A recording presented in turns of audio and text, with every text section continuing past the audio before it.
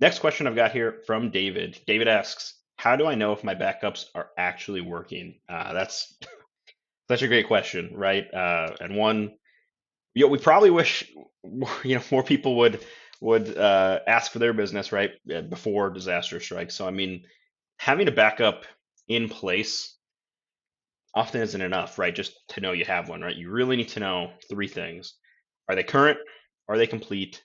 And can they be restored quickly? What does my disaster recovery time look like? So, I mean, we've seen businesses think they're backed up only to find out that the data stopped syncing months ago or weeks ago.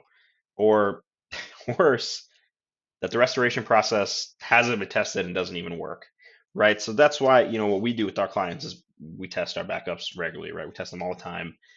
Think of it as a fire drill, a dry run when it comes to protecting your data. So we simulate real recovery scenarios to make sure backups aren't just sitting there, that they're actually ready to go.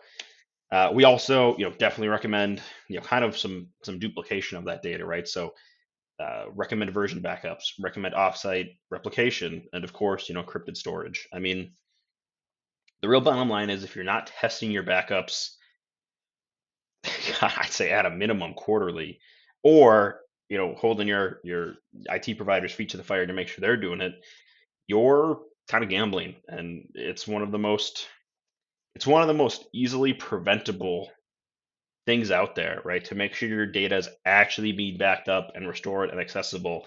It's not.